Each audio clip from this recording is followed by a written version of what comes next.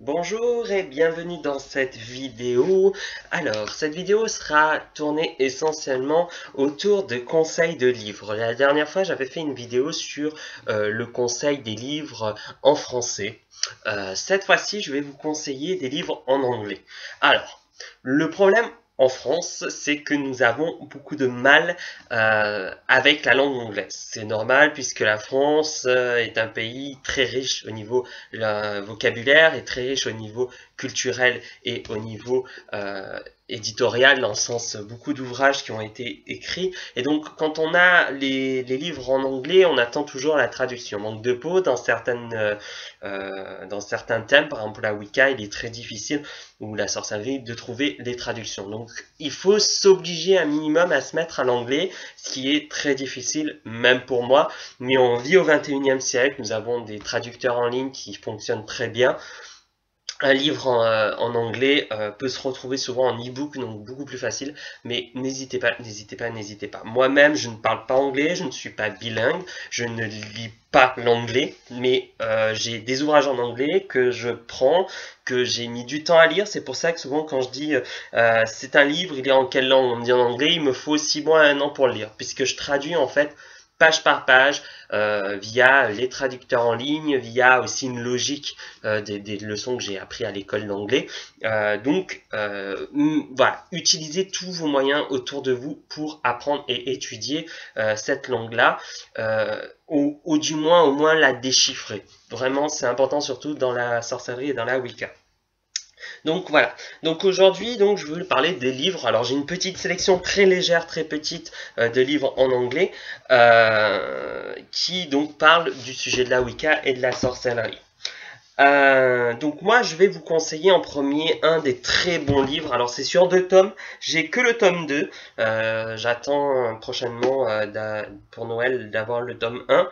Alors c'est Witchfather, A Life of Gerald Gardner, donc de Philip Esselton. C'est ce livre-là.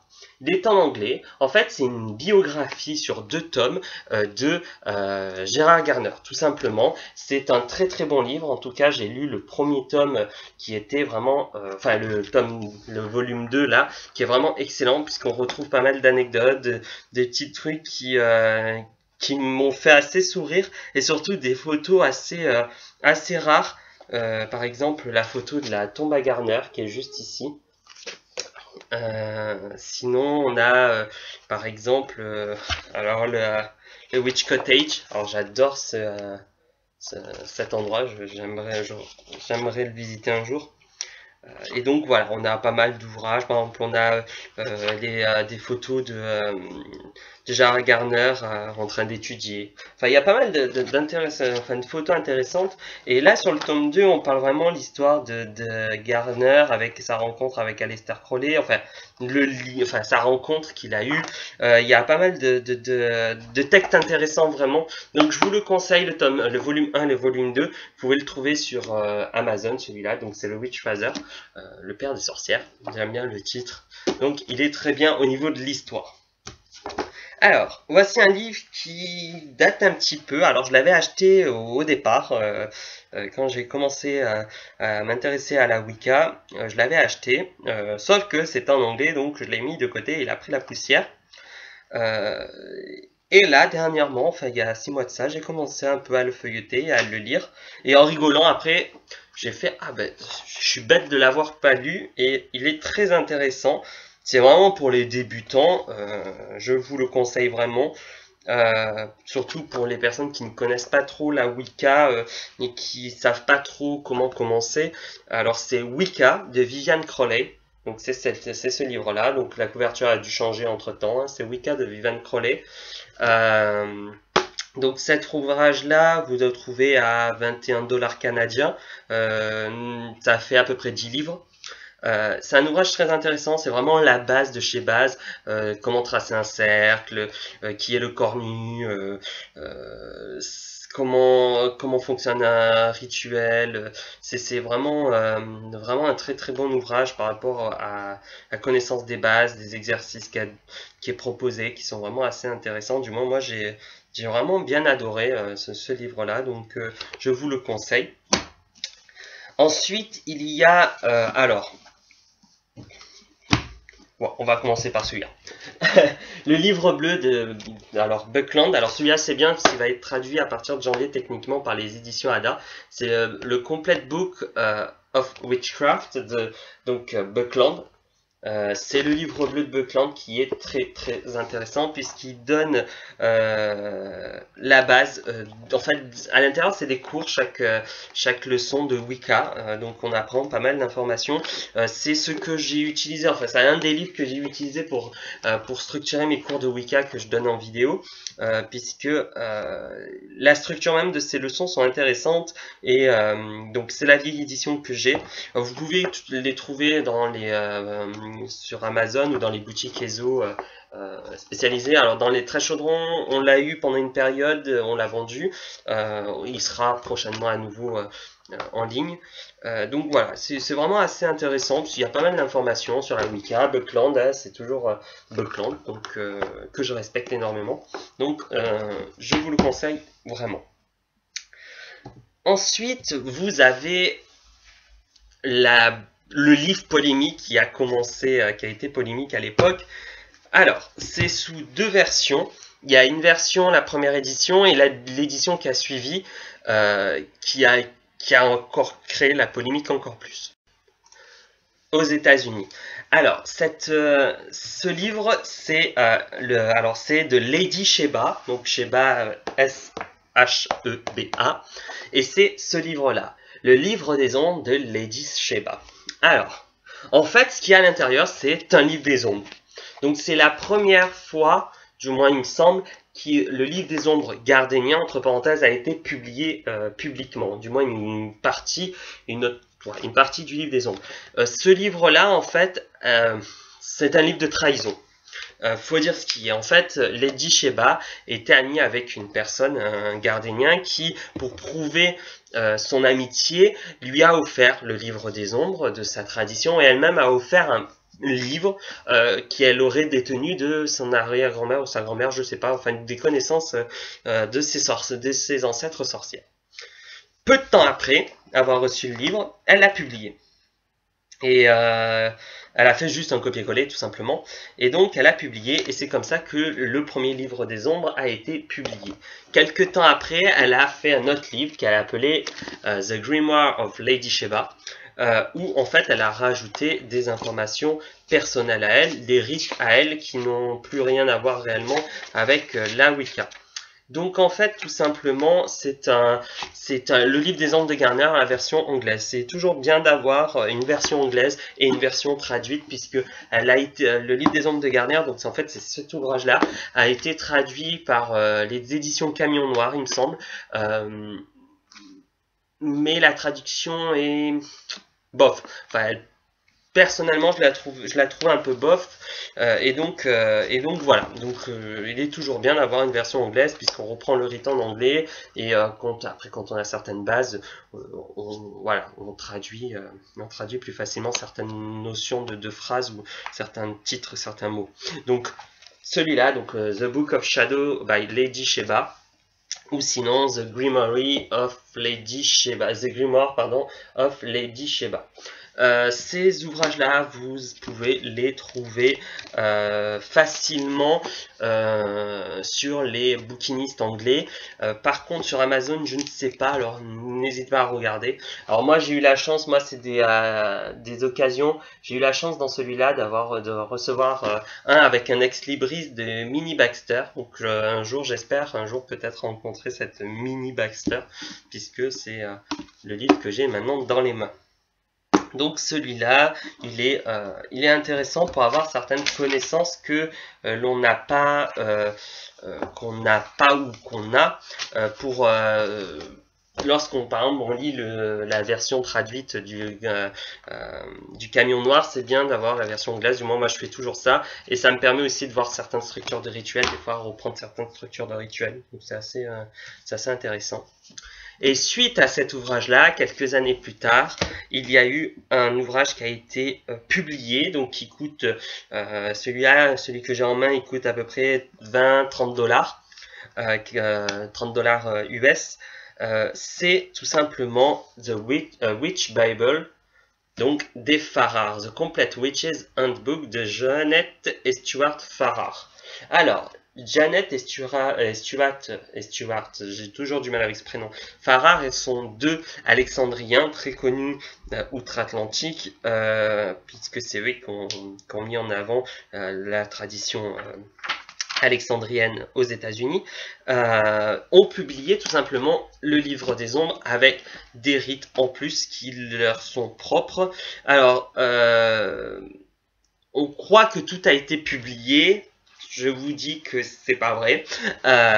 Beaucoup de choses ont été inversées ou autres, mais celui-là donne une super bonne base pour les éclectiques, les personnes qui n'ont pas de tradition et qui veulent étudier tout simplement, pratiquer par eux-mêmes du moins une forme de rite proche de la Wicca. Celui-là est très bien, comme l'autre. Ça permet d'avoir une bonne base. Un peu plus solide. Donc c'est The Witch Babel, donc des Stuart Farrar, des Farrar. Donc cet ouvrage il est bien puisque on a en plus de rituels intéressants, on a aussi des photos des rituels. Donc on voit vraiment des fois ça permet de voir certaines scènes bien particulières et comprendre les scènes. Puisque des fois on lit un rituel et on comprend pas trop comment on peut voir ça, donc ça permet de voir pas mal de détails sur pas mal de choses intéressantes. Il y a pas mal de textes aussi sur, par exemple, le mythe, rituel et symbolisme, qui est assez bien écrit, je trouve. Un article aussi assez grand sur la Wicca, enfin sur la sorcellerie et le sexe. Il y a pas mal de textes comme ça, en plus des rituels, il y a vraiment d'autres choses. Donc celui-là, je n'ai pas encore fini de le lire, je vous avouerai, puisque, comme je vous dis, alors ça c'est à peu près 6 mois de travail, on va dire. Donc imaginez ça. Donc je l'ai pas fini, sachant qu'une partie a été traduite, il me semble, mais pas toute. Donc en fait, c'est souvent je feuillette et je tombe sur un article, je commence à lire, à essayer de comprendre, on va dire, et je dis ça a l'air intéressant, donc hop je me mets devant le PC, hop je traduis phrase par phrase et j'en fais un résumé. Donc voilà, c'est vraiment assez intéressant, je vous le conseille aussi. Ensuite, il y a un petit ouvrage qui a été publié dans les années 70, 84, pardon. C'est mon ami Toff qui me l'a donné, j'étais très heureux puisqu'en le lisant, je trouvais ça vraiment génial comme ouvrage. C'est Witchcraft Fact Book. Donc ça, vous pouvez le trouver sur Amazon assez facilement. Donc c'est de Eddie Buzansky qui a écrit en fait un petit ouvrage, un petit livret sur la Wicca, comme elle a fait Viviane Crowley. Donc je vous présente pas le livre, mais c'est un peu le même principe.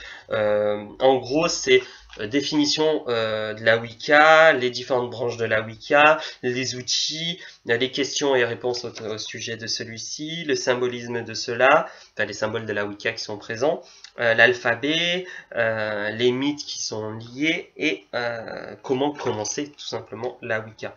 Donc cet ouvrage-là, je l'ai traduit. Je suis en train de voir avec ceux qui détiennent encore les droits, les maisons d'édition, pour pouvoir publier cet ouvrage-là, puisqu'il est vraiment, il est intéressant. Je vous le conseille si vous pouvez vous l'acheter. Vous allez le trouver assez facilement, donc il me semble sur le net, mais il est très bien, du moins pour les débutants de chez débutants. Ensuite, pour ceux qui sont intéressés par la sorcellerie, mais pas plus sur la Wicca, mais sur d'autres branches, donc pour les éclectiques, essentiellement, je vous conseille to read Silver Broomstick New Generation Witchcraft de Silver Ravenwolf. Donc c'est vraiment de la base, hein. C'est vraiment des ouvrages de base. Celui-là, c'est un qu'on m'a offert il y a quelques temps, et en fait, ce qui m'a beaucoup plu dans cet ouvrage, je vais pas vous mentir, c'est les illustrations, parce que ils sont magnifiques. J'ai vu quelques reportages de Ravenwolf, donc je connais pas trop bien le personnage, ça je vais pas vous mentir, mais par exemple les illustrations je les trouve magnifiques dans cet ouvrage là. Donc c'est vraiment les bases de magie, de sorcellerie. Ravenwolf a écrit pas mal aussi d'ouvrages, enfin de rituels pour ados, puisque en fait, enfin, elle a écrit même un livre pour les ados, Teenage Witch, je crois qu'ils appellent ça. C'est le titre. Mais en dehors de ça, il est intéressant pour les éclectiques d'étudier celui-là, ceux qui s'intéressent vraiment à la sorcellerie dans le sens général, puisqu'elle donne pas mal d'informations intéressantes, des pratiques, ses pratiques personnelles, qui sont intéressants. Elle donne même, il y a un passage que j'ai bien trouvé intéressant, c'est comment retranscrire un rituel. Elle donne un exemple de comment retranscrire en fait dans son livre personnel le rituel qu'on a fait.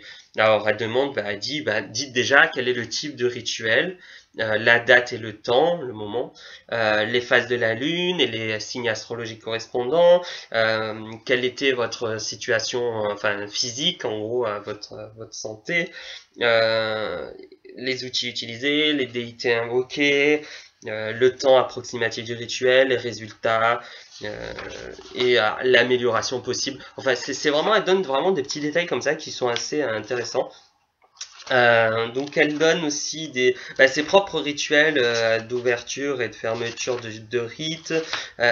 Voilà, c'est pas de la Wicca, ça je vous préviens, ne confondez pas s'il vous plaît. C'est pas de la Wicca, c'est vraiment de la sorcellerie, c'est sa sorcellerie. Et même elle-même le dit, elle l'aurait hérité d'une connaissance sorcière précise de ses ancêtres et elle enseigne cette connaissance là qu'elle a apprise. Donc c'est vraiment très très particulier. Ça se rapproche dans les rites wiccans pas mal de choses, mais pas tout. Et donc pour ceux que ça intéresse, je vous conseille, enfin, qui intéresse un peu à l'histoire de la sorcellerie de la Wicca aux États-Unis, à New York précisément, là cette fois-ci, sur la création d'une nouvelle tradition qui n'a plus rien à voir avec la Wicca et qui a en fait révolutionné un peu, on pourrait même dire, la pensée sur la sorcellerie. Donc c'est Bull of Heaven, Bull of Heaven de Michael J. Lloyd.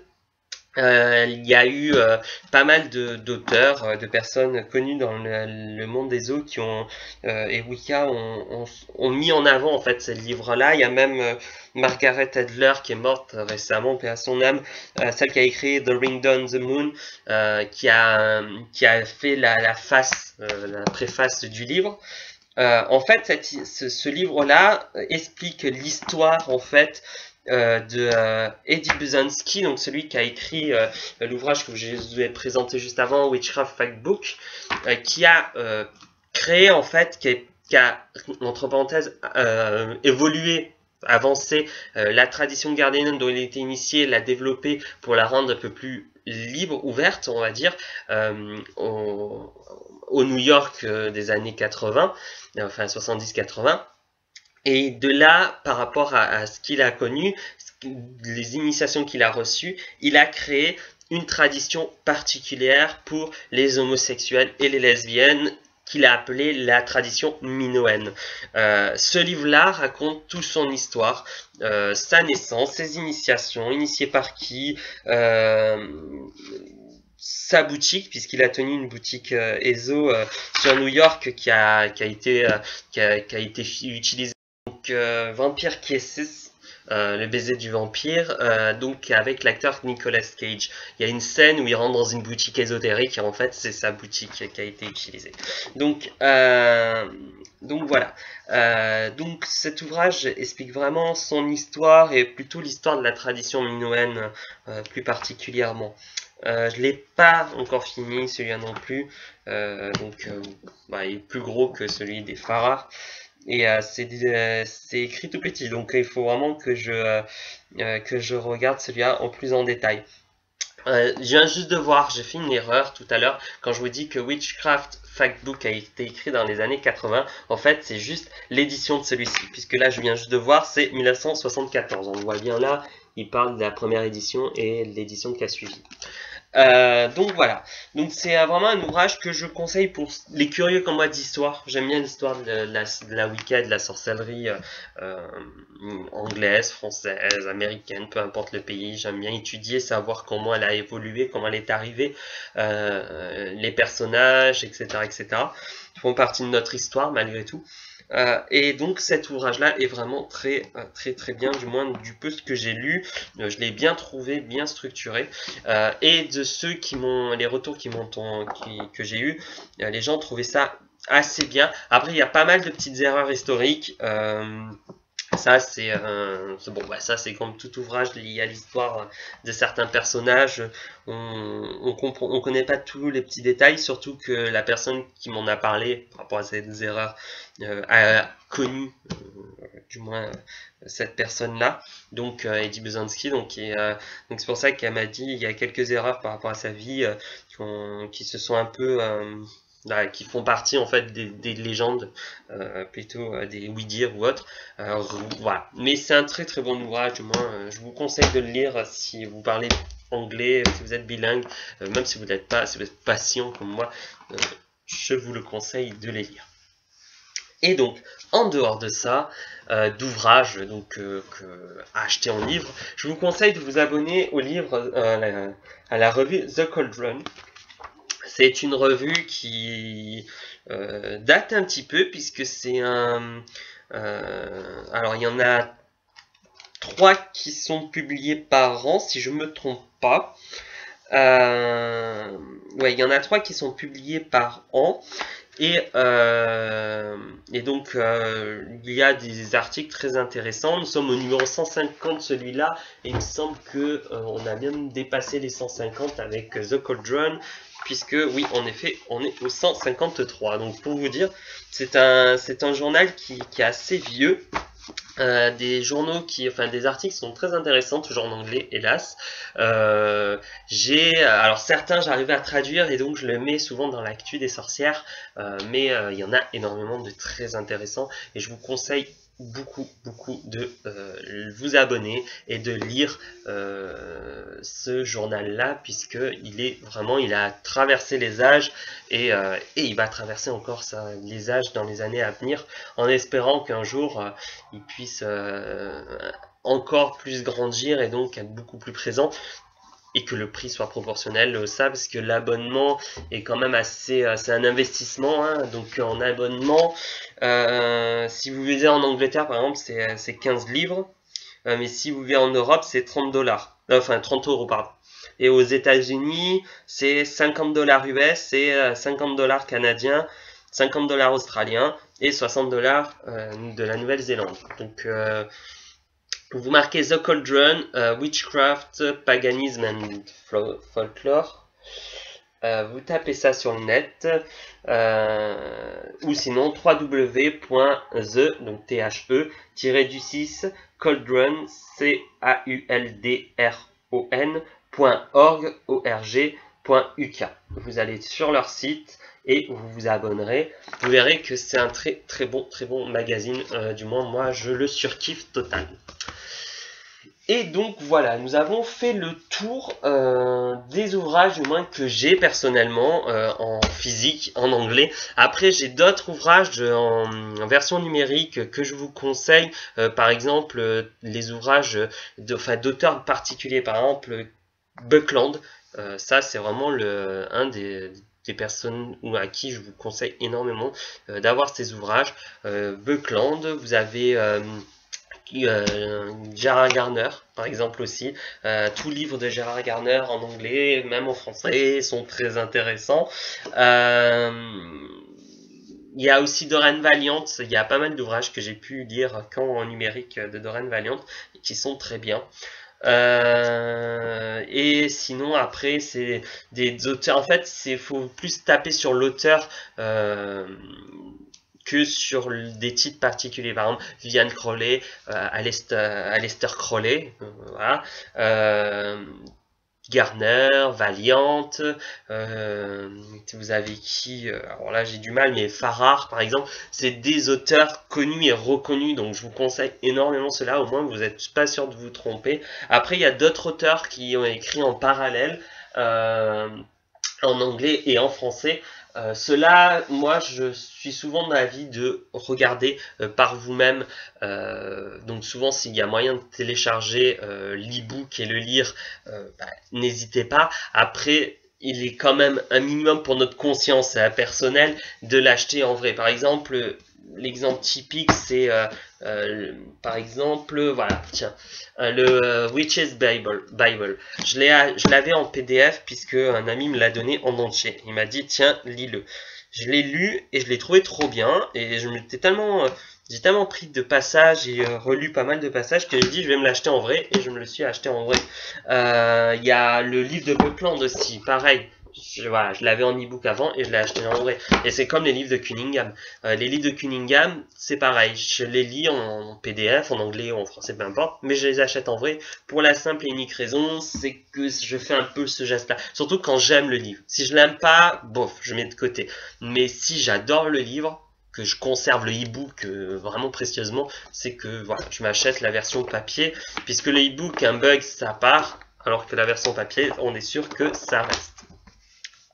Donc voilà, j'ai fini ma vidéo, donc j'espère que mes conseils vous seront utiles. N'hésitez pas à m'envoyer des mails ou des messages via ma page Antinous Cyranil sur Facebook par rapport à des ouvrages que vous avez lus, me dire vos opinions là-dessus. Je suis curieux de savoir vos opinions sur les livres que je vous ai cités et surtout sur d'autres ouvrages que je n'ai pas cités et que vous trouvez bien. N'hésitez pas à le mettre en commentaire ou bien à m'envoyer un message sur Facebook et je transmettrai l'information. Puisque je pense que la bibliothèque de la sorcière doit être fournie, mais pas de conneries.